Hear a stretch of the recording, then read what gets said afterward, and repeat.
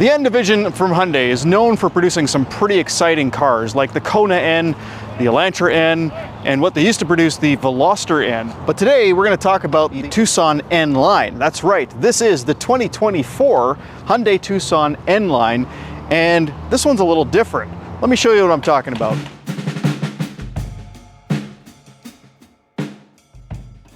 Hey guys, welcome back to Ed's Garage. And first off, apologies for the banging. We got some roofers just doing their job over here, and you're going to be hearing that a little bit as we go. But anyway, this is the 2024 Hyundai Tucson N line. Now, what's special about this is that it did get a bit of a performance boost because, of course, the N line series of products from Hyundai, not only are they, sportier in looks, check it out, it's a good looking vehicle, but they're also slightly sportier when it comes to performance.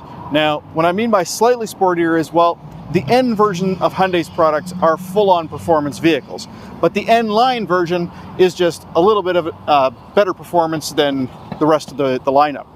And this Tucson finally is no different. The outgoing Hyundai Tucson N line, the 2022 and 2023, had the 2.5 liter four-cylinder mated to an 8-speed automatic transmission.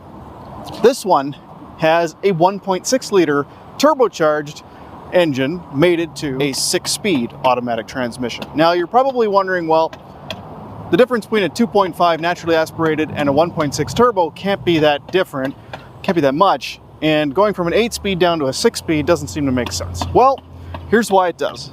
This N line has a hybrid engine. Check it out. So not only does it have that 1.6 turbo, it's also got an electric motor in there. And then it doesn't really matter the fact that it's only got 6 gears because the electric motor is going to fill in the gaps anyway. So we've gone from sub 200 horsepower to 226 horsepower and 258 foot-pounds of torque, making this N line finally a little bit more sporty than the outgoing model.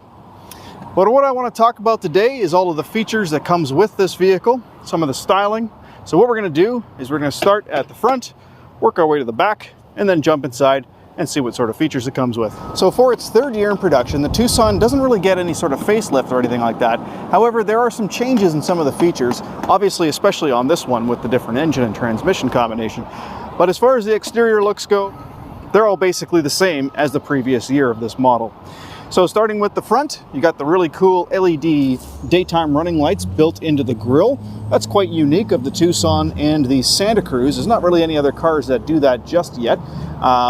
A few more from Hyundai, of course, coming down the line, but we'll talk about those a different day. You do have LED headlights and high beams right next to the air curtain pass-through here, which of course creates a curtain of air over the wheels to reduce aerodynamic drag. Also on the front, you can see we do have the forward-facing radar system there because this vehicle is equipped with the adaptive cruise control, autonomous emergency braking, etc. Got the N-Line badge here in the grille, which of course is unique to the N-Line, and up in the windshield, you can see we have a forward-facing camera for the pedestrian detection, cyclist detection, autonomous emergency braking, lane keep assist, etc. Right above that is the infrared sensor for the automatic wipers.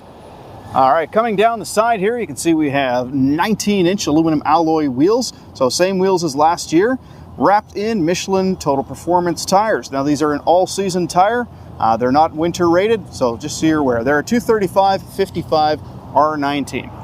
Going a little further down, we pass the N-Line badge. The mirror does have the blind spot monitor in it and marker lights on the side. That's not power folding, but they do fold both directions. And we have the door handle here with the proximity entry button on there. Now both the front doors have that proximity entry button, and there's an LED inside there that lights that up, which is kind of nice. Now the N-Line does get a little bit nicer treatment down along the rocker here. So whereas most of the other trim levels, this is just kind of a black matte plastic, this one actually has body colored rocker panels, which is a little bit nicer. Also around the windows you see it's a black trim, whereas other models this is kind of gray or silver, all the way down to here as well. Coming around the back side of the vehicle, we got LED tail lights as well, and a really cool look. That hasn't changed, but it looks cool. Got the little reflector bar along the bottom there. That does hide a couple of backup sensors. See one there, one there. And those of course are right above that little bit more aggressive rear bumper with the air diffuser there. Nice chrome tip exhaust. And one thing I forgot to mention, this is actually an LED light bar as well. It lights up. A little bit hard to tell here in the sunlight. Above that, we have the nice flush Hyundai badge, and of course, like all other Tucsons for the last couple of years, no window wiper showing. It's actually tucked up underneath here, which is really, really cool. Backup camera is right here, but let's go ahead and open this up. And new for 2024, a power liftgate on a lower trim, which is kind of nice to see. Now this power liftgate is really, really high. You can see I can stand under it very easily, and it does actually have adjustable height. So it's actually not currently at its max height. Let's reset that. There we go. So now it'll always stop at that position. And yeah, at 6'2", I've still got several inches, which is really nice for a compact SUV. Looking in the trunk area here, you can see we've got our 12-volt power outlet. This whole area is lit up, of course. You have handles here to fold down the seats, which I'll do in just a moment. But underneath the floor, no spare tire in this guy. You got the tire mobility kit, which is really, really easy to use, and honestly, probably easier for a lot of folks to have that than a spare tire anyway. Lots of storage underneath here, and you can also take the floor and lower it down to this level to give yourself an extra few inches of height if you need it. Another thing you'll notice here is these little gaps. This is actually for the privacy cover, which is an aftermarket purchase accessory, or an after purchase accessory. You can actually store it underneath the floor when you're not using it, which is quite handy. The N-Line now also has the upgraded audio system, so we got a subwoofer back here, which is awesome. And of course you have 4 tie-down points, 1 in each corner for a cargo net. But let's go ahead and drop the seat down here. So I'm going to pull this one. I'm going to leave that one up for now. And you notice that when it goes down, it is actually the same height as the floor, of course, unless the floor is in its lower position. But that makes it a lot easier to slide larger objects in. And what's really cool about these seats, let me just go to the back here, is they actually will lock down. So if you push it down, it's now locked in that position. It's a very, very robust, well-made seat. Hyundai is one of the only companies that actually manufactures their own seats, so they do a really, really good job. But you can see here, it's a pretty smooth transition from the seat back to the floor. You've also got tie-downs here for child safety or child seats. And to release this, it's a one-handed move. You can simply just lift that and then push the seat back. Pretty awesome. Now, one thing that's unique to the N-Line is the dual material seats. So you have cloth in the center, and there, of course, is some vinyl here as well. Well, there's vinyl in the center of the bench, but there's cloth in the center of the inserts. So really, really cool, robust, and it actually is flanked by this nice red stitching all the way up the sides and on the headrest as well. Both of the front seat backs are solid plastic, so those will hold up really, really nicely, and they both have nets. You also have 2 USB-A ports down here, which are lit up even in the daytime. I don't know if you can see that, but there you go. You can see the blue lights in there. And then right above that, you have vents for the climate system back here. Now, these 2 vents are connected to the front vents. So this side here will blow out passenger air temperature, and this side will blow out driver side air temperature. Nice flat floor with lots of room to stick your feet. So if you are sitting in here, check it out. I've got tons of space for my feet. Now, the Tucson also provides ample headroom in the back seat for rear passengers. And it's a very, very comfortable place to be. You've got nice padded armrest, again, with more red stitching. And of course, a center cup holder armrest here as well, which has its own support and stays up off the seat bench. And it's also nice and padded with 2 cup holders here. Up on the headliner, you've got grab handles for all 4 corners, and then of course LED lights under those grab handles as well. Now, the N-Line does get one of the features that you see in the higher trims of the Tucson, and that is the massive panoramic sunroof. Now, a moment ago I had that closed, which you probably noticed there was a shade covering that. That's because it has a full powered shade that you can stop anywhere along the way. Also for the N-Line is the black headliner, and that makes for a really, really distinct look compared to other trims of Tucson. All right, let's go check out the front seat and some of the features there. All right, another nice thing about the N-Line is the front seats. Check this out. You got red stitching and red piping all the way down the sides here, and of course the little N badge up here below the headrest. And of course more of that dual material with the cloth in the center and the vinyl on the outsides. Now, the N-Line does get a powered driver seat, but it is only a manual passenger seat. Keep that in mind. The power driver seat has 1, 2, 3, 4, 5, 6, 7, 8, 9, 10 ways to adjust. So lots of maneuverability in that seat. As for the door panel, you can see here we got the nice little piano black strip, and that of course does kind of merge into the dashboard and carries all the way around to the passenger side. Looks really, really good.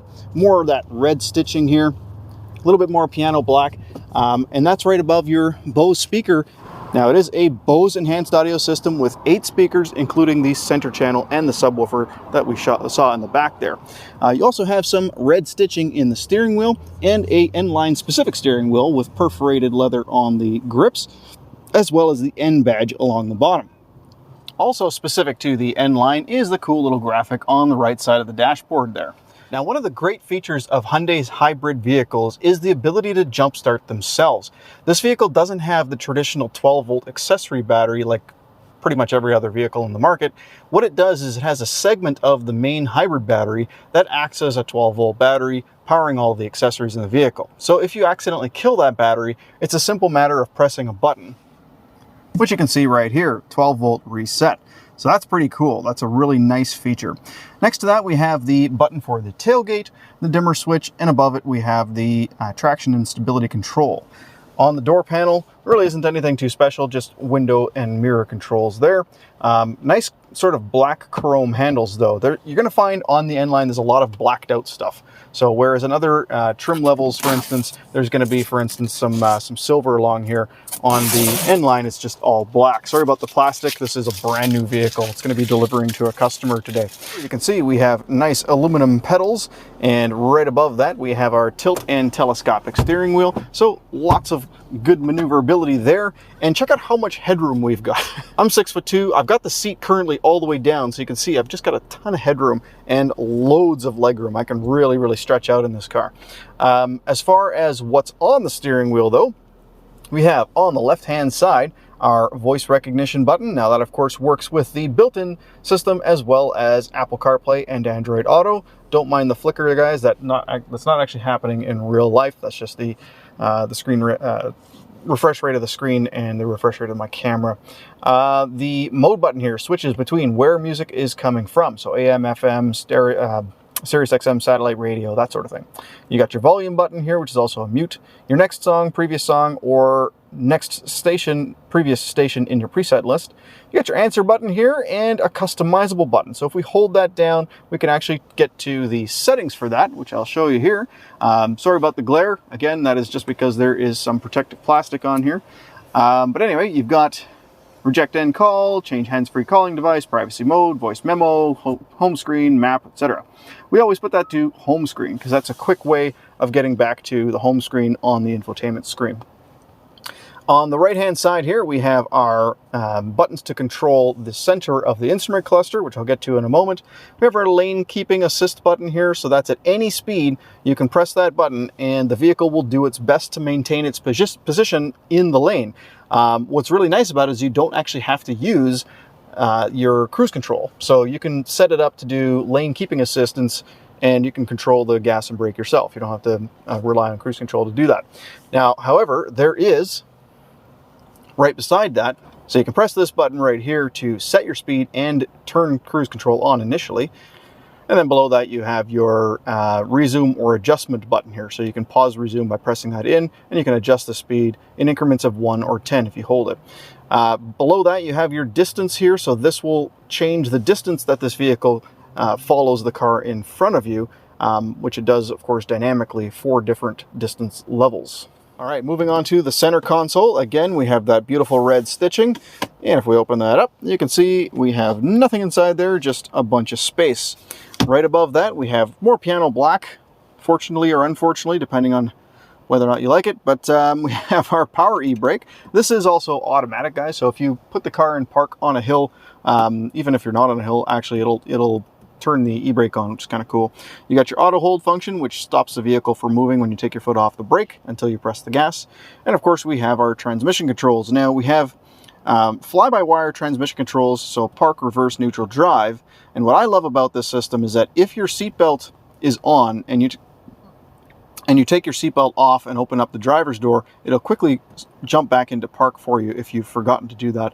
And if you shut the car off, it'll put it into park for you as well. Right above that, we have our toggle switch for the drive modes, which we're going to get back to in a moment. and drive terrain, which again is part of the drive modes. Again, we'll get back to that in a moment.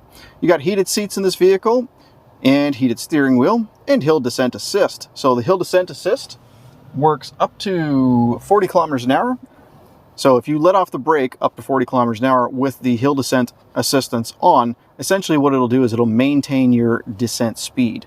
You also have a button that turns on the backup camera when you're not in reverse. You can see what the backup camera looks like with, of course, dynamic steering lines. And it's a nice clear image and a wide angle. You can see the bumper along the bottom here. And there's some controls that you can change, so you can look straight down over the bumper as an example, and you still get that dynamic steering line if you turn the steering wheel.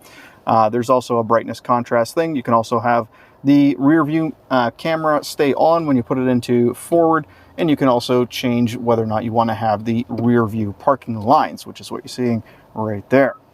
Now, as this vehicle only has the backup camera, it's never going to fill up the entire screen. So what they've done is they've put the secondary screen on the right side here. You can actually swipe through these different things. So weather, media, a map, your fuel economy. I can ignore that because it'll actually get better economy. It's just because the vehicle's been standing still the whole time.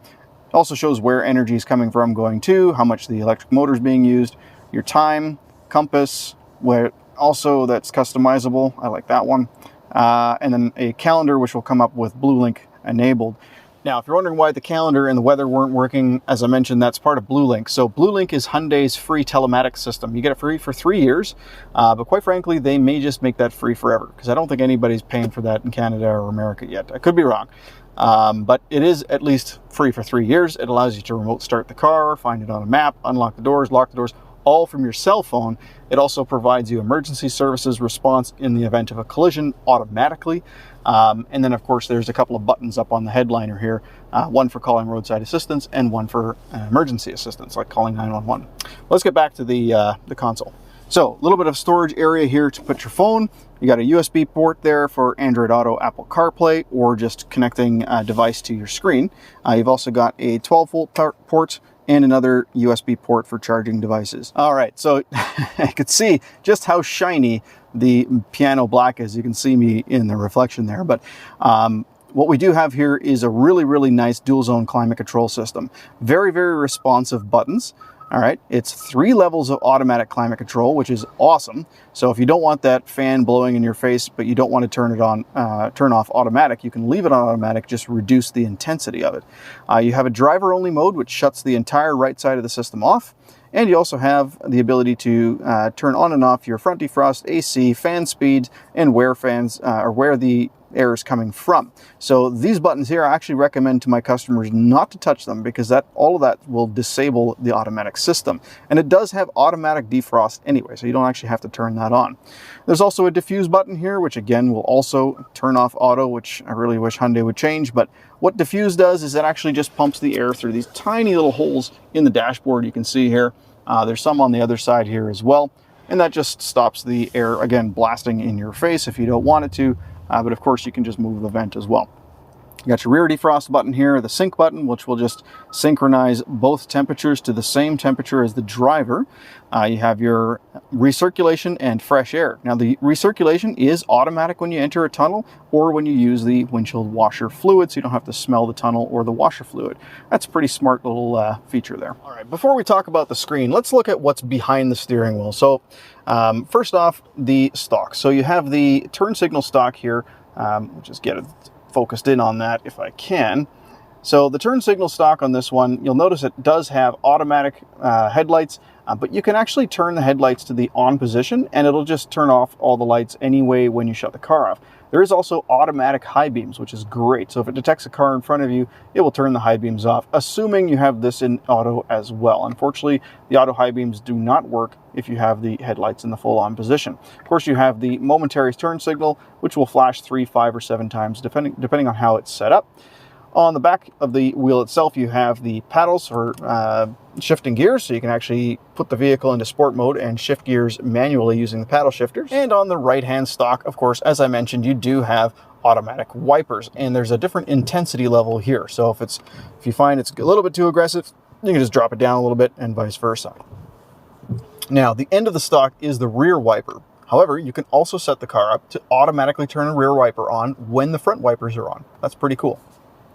All right, having a look at the very high contrast screen behind the steering wheel. This is a 10-inch screen and it's very, very easily readable. There's a lot of great information on here, starting with, of course, on the bottom left is your range till empty. Now, this vehicle doesn't have a lot of gasoline in it, which it is why it's telling us to get gas.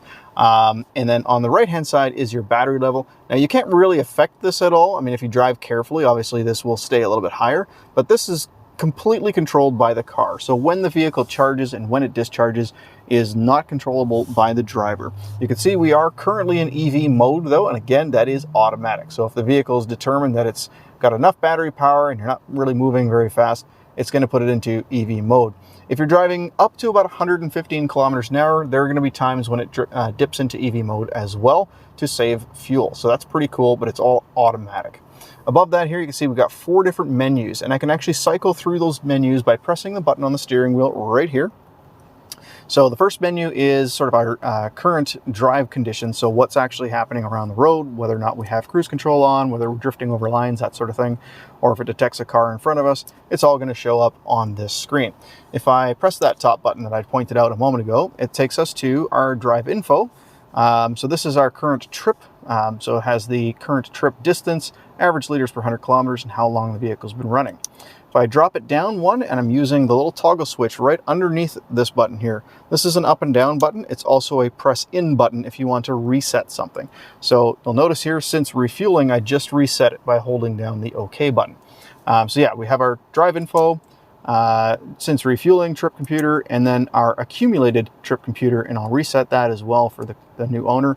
And if I drop it down here, I have my energy flow and then our digital speedometer.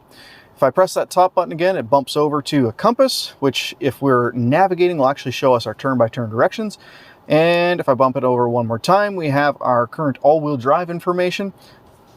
So speaking of all-wheel drive, this vehicle is equipped with Hyundai's famous H-Track all-wheel drive system. It's a spectacular system developed and engineered by Magna International, and it uses mechanical linkage to the rear wheel. So unlike, for instance, the Toyota RAV4, which only uses electric motor to power the rear wheels, this one actually has a mechanical linkage going from the transfer case or the transmission transfer case all the way to the rear wheels, and can provide up to 50% of the power when necessary to get you unstuck. And what's really cool about it is there's different drive modes. So we'll talk about those now before we get to the rest of the stuff in this screen.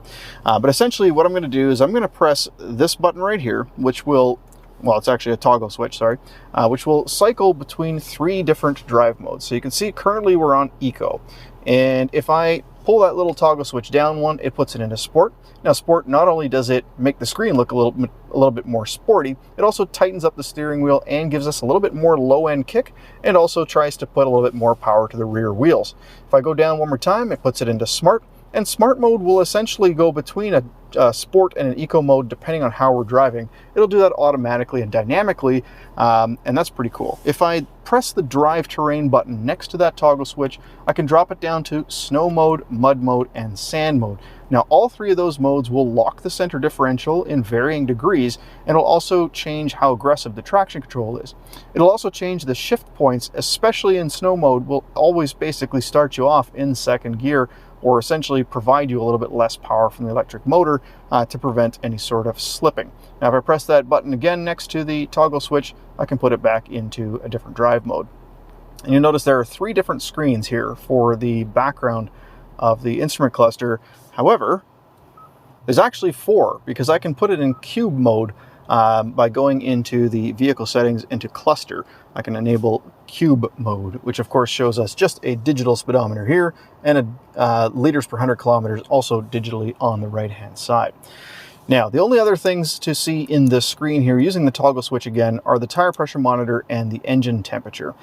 So engine temperature is making a comeback. That's pretty cool. So you don't have to wait for a light to warn you. You can actually monitor your engine temperature in real time.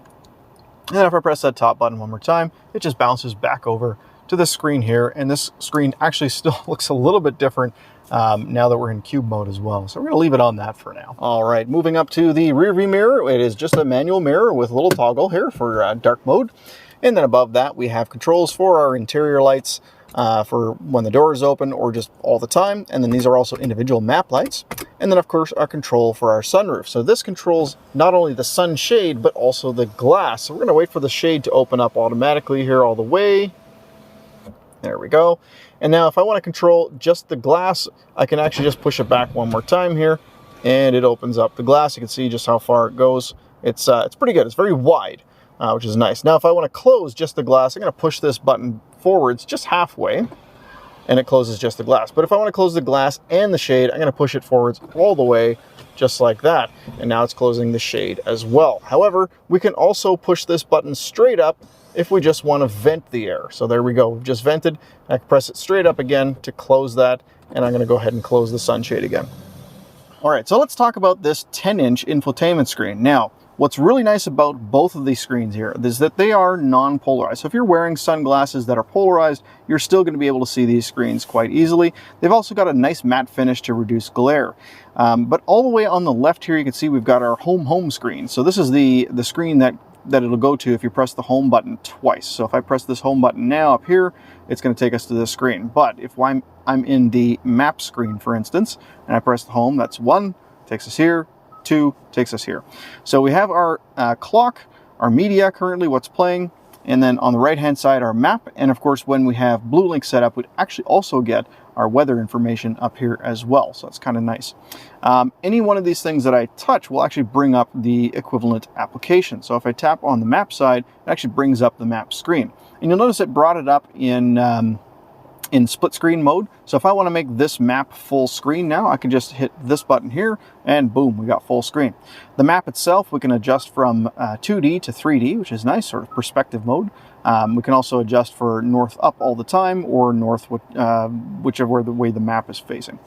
But yeah, let's go back to the home screen here. So we're going to press the home button and we're going to go through some of these things. So we got the hybrid application. So this shows us where our energy is currently flowing and our current fuel economy. I can bring that up and see a historic view of the fuel economy, which is kind of nice. And the next one over is the map, which we were just looking at. And then we have our navigation menu. Now here's where we can actually put in an address, right? So if I go to search, I can type out an address. I can add my home address, work address, 3 favorite addresses. And then of course I can go to saved places and add a whole bunch more stuff. We can also tap on traffic, which brings up traffic information pulled from the HD radio. Now, HD radio is currently not available. It's not currently enabled. So let's go into radio, and we're on FM. It's just looking for radio stations. There we go. So if I choose a radio station, let's pick this one here, for instance. I'll turn the volume down right away. You'll notice we have the HD radio button on the top right next to the sound hound. Now, this is only going to work with BlueLink activated, so we're going to leave that for now. But now that HD radio is on, I may actually have traffic information. Let's try it. Okay, so no traffic service information available, and that's just probably because there's no traffic problems. It's also possible that the radio station is simply not providing that data right now. You'll also notice there's another icon here for HD radio data, which takes us to the traffic screen. It also has the Doppler radar normally, and then our fuel prices. Now this one, the fuel prices, works pretty much all the time, and I really love this option because now we can see with this hybrid vehicle where we can fill up as cheap as possible. So here's $1.75 at an Esso nearby. So if I just tap go, it's going to give that destination. I can set it. Ignore that for now. And there we go. So now it's actually going to start guidance to that location. And that's really, really handy because now on this screen, I can go to this little guy here and get my turn-by-turn directions right on the instrument cluster. But we're going to go ahead and cancel that route for now and talk about everything else. So let's go back to the home screen here. So that's the navigation menu. Now, one thing I want to point out, anytime you see the little burger menu here, if you tap that, one of the really cool features that Hyundai's built into all of their infotainment systems is the ability to go straight to the manual and straight to the page in the manual that talks about the thing that you were just looking at. It's a really, really cool, clever feature. All right, so we got the phone menu, phone projections, that's Apple CarPlay, Android Auto. Our voice menu, our memo, where you can record a voice memo and play it back later. Our current climate settings. So if I go into climate here, none of this stuff is changeable from here because you just do that from the climate screen. But it does take you to a quick settings screen for the climate. So you got auto defrost and dehumidify, auto defog. You've also got the recirculate air upon washer fluid use. So if I pull the washer handle here, it's going to switch. There we go. It switched to recirculation air, and it also has activate the recirculate air when you enter a tunnel. So of course, because this vehicle has a built-in GPS, it knows when you're going through tunnels. So that's another clever thing. We have valet mode here, which again only works with BlueLink, but essentially that reduces the vehicle's features and gives you access to real-time information as to where the car is via BlueLink. We have quiet mode, so that shuts off the rear speakers and sets the front speakers to a very low level. So if you got kids sleeping in the back. We talked about HD radio already. There's your radio, which we talked about as well. And then setup, which we're going to get back to in a moment. In here we have media for things like playback from a USB stick or your phone or whatever. We have our BlueLink settings, or BlueLink options rather. These are some of the things you can do in BlueLink. I can't show you this because I don't have BlueLink enabled in this car yet, but you have a calendar, current weather forecast, which is awesome. You can do vehicle diagnostics, a maintenance reminder, and then go straight to the settings for BlueLink there as well. You have your notifications that again is tied to BlueLink, and you have the full user manual here if you scan that as well. So that's kind of cool. All right, so we're in settings here. We've got vehicle navigation, sound, device connections, user profile, voice recognition, screen layout, display buttons, BlueLink, and general. Now, one small gripe I have with this is it's now 2024 and Hyundai still has not put in wireless Apple CarPlay and wireless Android Auto on systems with navigation. Big oversight in my view, but here we are. Anyway, under vehicle, we have all of our driver assistance settings. You'll notice we have even speed limit.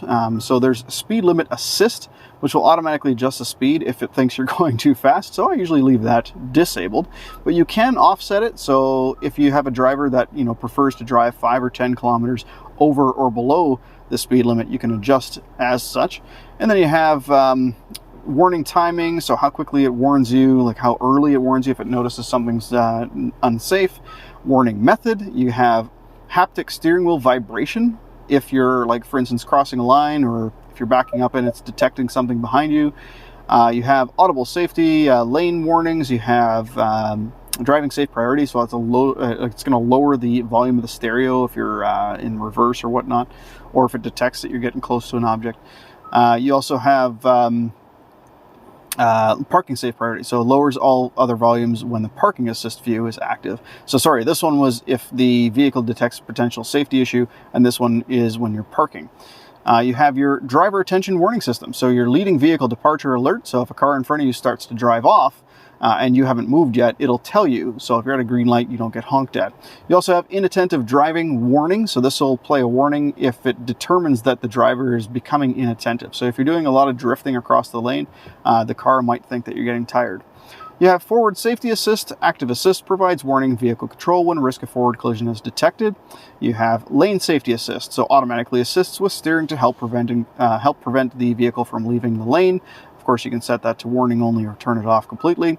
You have safe exit assist, so when you're parallel parked, if you go to open up the driver's door or the passenger door for that matter, if it detects a car is coming down the road, it will it'll give you a warning to prevent you swinging that door open and hitting a car. Active assist for blind spot collision. So if you're about to change lanes and there's a vehicle in your blind spot, it'll actually prevent you from changing lanes. So very, very smart, safe. In parking safety, we have rear cross traffic safety with, let me see here, provides a warning and vehicle control. So it'll actually hit the brakes if you're backing up and there's risk of you backing into like a pedestrian or a car that's about to cross behind you. It'll actually hit the brakes. So a very, very safe vehicle, but you've also got eco settings. You can enable a coasting guide to try to save a bit of fuel. We already went through some of the cluster themes, or I showed you some of the cluster themes there. We can also change the illumination right here. We can enable a BlueLink filter, which is awesome. So at a certain time of the day, the blue light filter rather, will eliminate some blue light from the screen. You can enable a welcome sound here as well. Climate, so we already looked at. We have ambient lighting in this vehicle. Awesome. So we can change the brightness of that. We can change the color of that. As a matter of fact, there are lots of custom colors you can choose from, as you can see. And that lighting kind of comes out down here, as well as a few other locations in the vehicle. So that's kind of cool. We can even link that to drive mode and dim it in the dark or not. Here's where we can change the one-touch turn signal flashes. We have the welcome light, so as you approach the vehicle, the light in the door handles comes on. It's kind of funny, there is no light on the mirror, so this image is incorrect. It's actually in the door handle. We have a headlight delay and high beam assist, which we can enable there as well. We have different settings for the door locks. Of course, this does have the smart liftgate system, so if you stand behind the vehicle for a few seconds, the tailgate will open up automatically, and you can change how fast it opens up and the height that it opens up from here as well. Under convenience, you have your rear occupant alert. So if the rear doors were open at any time when you go to shut the vehicle down, it'll actually remind you to check the rear seat. There's our auto rear wiper when the vehicle is in reverse. And of course, we have our service and oil change reminder there as well. So other settings in here, you have obviously a lot of manipulation over the sound settings, like setting a volume limit, dynamic speed compensation. So the faster you go, the louder the audio gets, where the audio is coming from, how much bass, treble, and mid-range there is, whether or not you want the volume to change, depending on if you're using the built-in guidance. You can actually turn on radio noise reduction, which is awesome. There's driver assistance warning volumes in here as well. So we kind of went through this in the safety settings, but this is kind of another shortcut to that. And then, of course, we can adjust the volume on the Apple CarPlay Android Auto functionality. This is where you would go to connect your phone. So that's Bluetooth, right? User profile, of course, this screen, you can also have multiple profiles on here so that it saves, you know, if you have a husband and wife driving the vehicle, it'll save the husband's presets in one profile and her presets in the other profile. It also links the temperatures as well as the interior lighting level, even the cluster that you've chosen. So all of that is linked to the user profiles. We have screen layout here, so you can actually change, as I mentioned, the instrument cluster layout, but you can also enable the digital clock or analog clock when the stereo is turned off. So if I turn off the stereo now, you can see we have a clock. However, if I want an analog clock and I turn off the infotainment screen, boom, there's an analog clock. So this power button, by the way, guys, is two function. If I press and hold it, it shuts the screen off. But if I simply press it, it just turns off the audio, the radio. Split screen settings, so what you want to actually have come up on the right hand side when you're in split screen mode. And then under display, you can see we've got our adjustment here. We have cluster brightness again, so multiple locations for the same settings. So sometimes people will assume that a specific setting is in one spot and other people assume it's in another spot. So Hyundai's kind of put some of these settings in multiple places. So your cluster control brightness, it's right here, but I mean, it was also right here, and it was also in the vehicle settings. So it's kind of nice that they put that particular thing in multiple places. Here's your blue light filter, which again, we did see that earlier, and camera settings as well. Under button, this is where you would actually change what each one of these custom buttons does. So this one here, for instance, I want that to go to phone projection. The steering wheel one we've already set to home, and we can also change the mode button to cycle through whatever specific locations of music our client wants. So we'll enable all of those for now. And then we can actually swap the buttons on the steering wheel. We're going to leave that though. All right, and I just backed right out of setup. Then we have the Blue Link settings, and then general settings is where you can do things like updates to the firmware of the system. You can also change the date and time, language options, that sort of thing, units if you're going to the States, you want to go into miles and whatnot instead of kilometers. All right, and that's pretty much it. So there is a lot to talk about in this vehicle, a lot of features, and great price point when you compare this to vehicles in the industry. This compares very favorably with the Honda CR-V hybrid, the Toyota RAV4 hybrid, and when I mean favorably, I mean it's cheaper. But you get more for your money. That's the cool thing about Hyundai, both in America and Canada. And keep in mind, in Canada, we got a 5-year, 100,000 kilometer warranty. So that's one of the best in the industry, in Canada anyway, that covers almost everything in the car. Down in the States, you got a 10-year powertrain warranty as well. So great warranties. On top of that, you get 3 months of satellite radio, and then of course the 3 years of Blue Link in Canada anyway. So a lot to consider when you're comparing this to the competition. But in any case, I'm going to finish off the video there, guys. Thank you so much for watching. I know this was a bit longer than my usual videos, but there's a lot to cover in this vehicle. So if you have any questions or comments, don't forget to leave them below. And if you found this video helpful, don't forget to hit like and subscribe.